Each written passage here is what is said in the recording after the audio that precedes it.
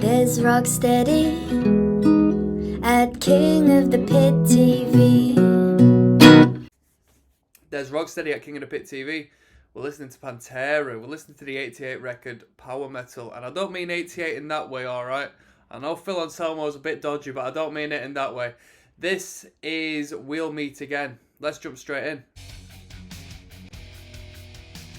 Come on.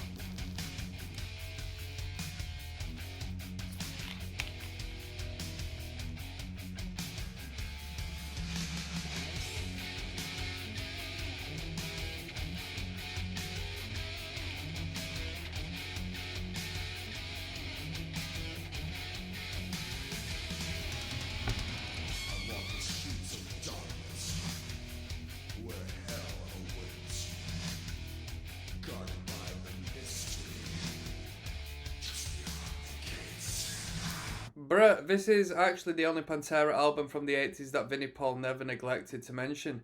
What are the other Pantera records? Because even as someone who indirectly is associated with Pantera before, just you can't be into metal and even hardcore music without hearing about Pantera every once in a while.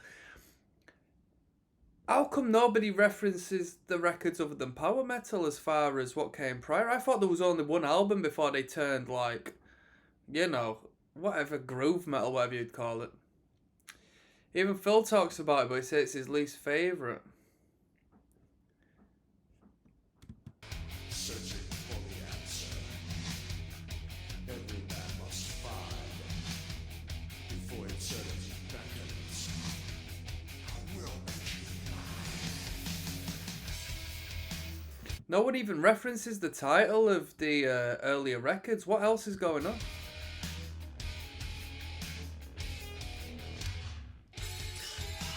Everyone getting excited about the guitar solo in this one.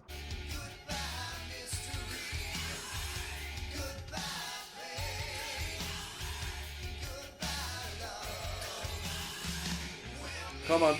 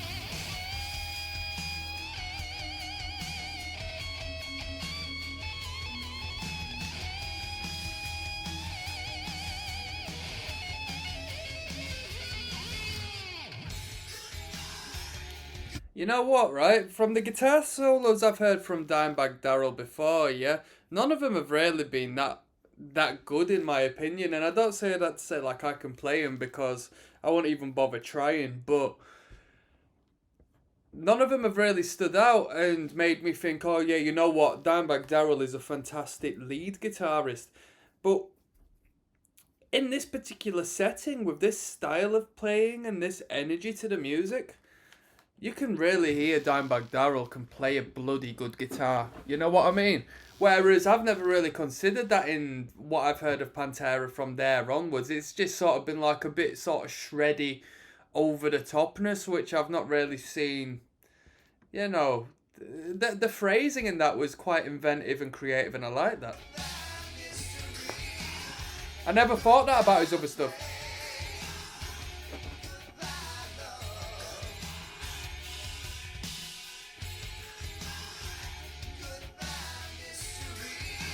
These lot are mad with the synths in the background, just twinkling away.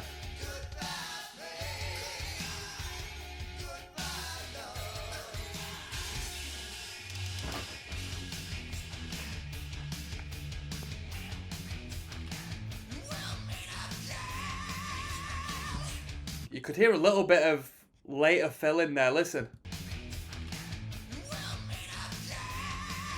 There's a slight little bit of what was to come there on after with Phil's vocal there. Bit of grit to that.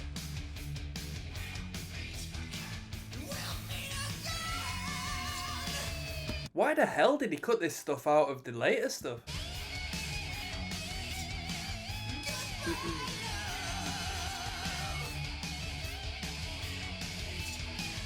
Sounds a bit like Axl Rose as well, you know.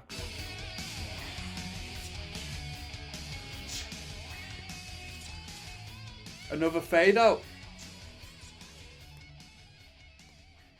Some great lead guitars there. It wasn't as good as the last track. The last track was way better, let's be fair. I want another track like Hard Ride. We got PST88 coming up next, track number 5. Let's keep going.